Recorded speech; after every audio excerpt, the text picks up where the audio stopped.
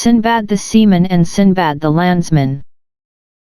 One day Sinbad the Landsman, who carries burdens on his head for hire, sits himself on a bench to take some rest at a merchant's house. He hears music and exciting voices, and goes to the gate and sees a train of servant and slaves that would fit a sultan.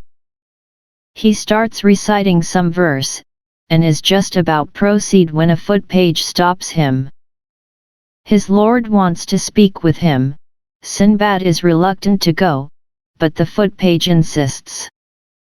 In the house, he sees so many things that would resemble a king's palace.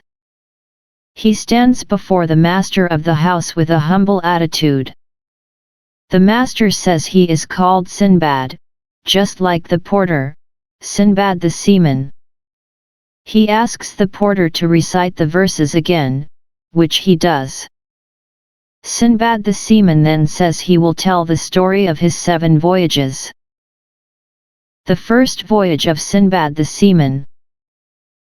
When Sinbad was a child, he was left a lot of wealth by his deceased father. He grows up in luxury, but in the end, he wakes up finding his wealth mostly gone.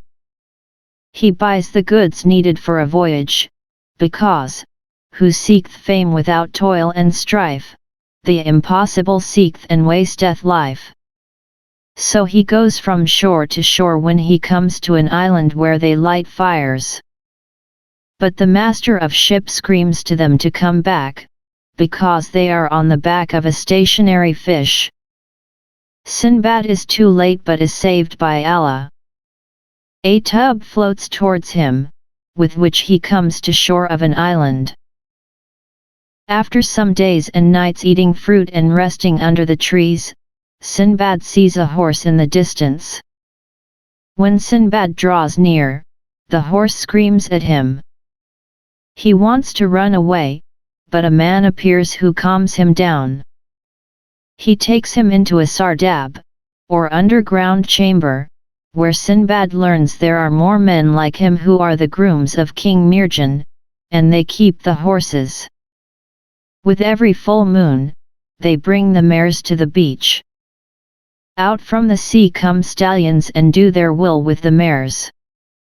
When they want to take them into sea, they can't, as the mares are tied with leg ropes.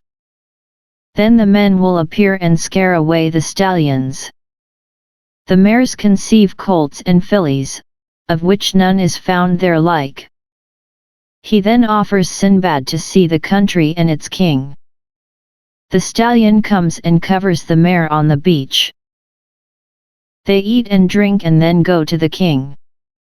Sinbad relates his story, and the king makes him agent for the port and registrar of the ships. He speaks to a lot of the merchants and travelers and sailors of the city of Baghdad, and he grows weary. Sinbad sees, however, many wondrous and wonderful things in the realm of King Mirjan. One day, there comes a ship with cargo which belongs a certain merchant called Sinbad.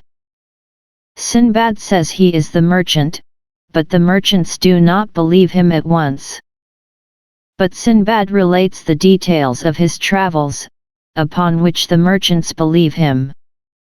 He goes to King Mirjan, and gives him a present, sells his goods, buys new ones, and sets sail to Baghdad, where he becomes rich again and buys slaves and eunuchs. Sinbad the Seaman says he will tell the story of his second voyage the next day. He gives the porter 100 gold pieces. The porter sleeps in his own house and comes back to Sinbad the Seaman, who sets meat and drink before them. The second voyage of Sinbad the Seaman. Sinbad craves to travel again. He goes on a ship and one day, they come to an island. Here he is abandoned by the crew of the ship. He searches the island but cannot find anyone or anything. Then he climbs a tree and sees a white dome rising high in the air. He finds out it contains a rooka's nest. The birds feed elephants to its young, and Sinbad hopes by fastening himself to the legs of the rook with his turban, it will bring him to a civilized place. When the rook descends, Sinbad loosens his turban, and the rook disappears with a gigantic snake. He is on a peak of a mountainous area with no tree, and he wishes he was back on the island. Sinbad discovers there are many snakes which hide during the day, but swarm the place at night. He climbs over mountains and reaches a cave. In the cave, there is a huge spider on a nest. He then sees a carcass falling down. At first he wonders at this sight, but remembers a tale in which merchants throw sheepskin down the mountainside to catch diamonds. The carcass will be taken by eagles, upon which the merchants scare away the eagles and take the diamonds. So Sinbad covers one over himself and is taken by an eagle. A merchant finds him and Sinbad relates his story. The merchant is amazed, and when they reach the other merchants, Sinbad gives him some diamonds.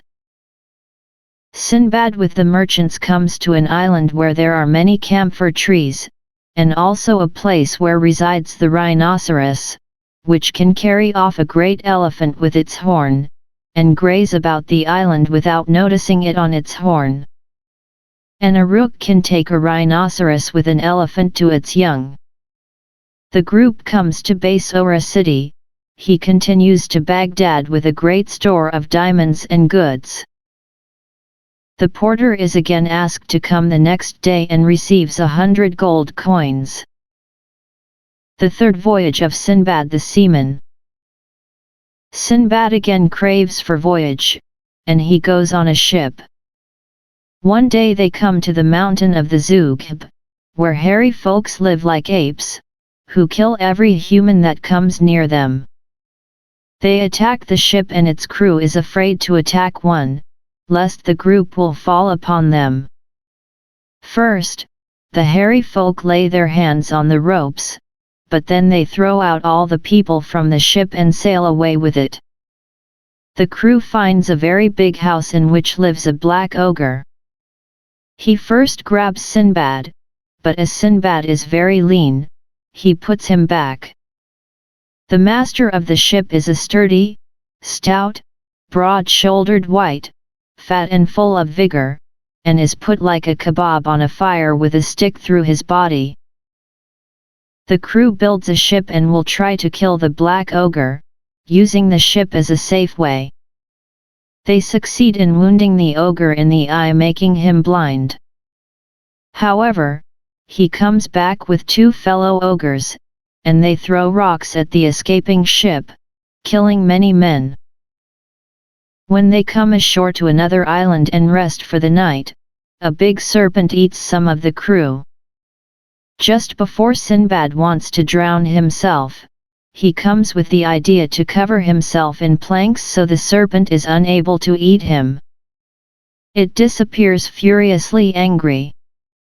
A ship appears and Sinbad waves with a branch. They pick him up as the only survivor of the previous ship. The shipman asks Sinbad to sell some merchant stuff from a merchant they call Sinbad. Sinbad says he is that man they deem dead. It is the ship of his second voyage when he encountered the rook. They set sail back to Baghdad where he gives alms. Sinbad the landsman again receives 100 dinars and comes back the next days.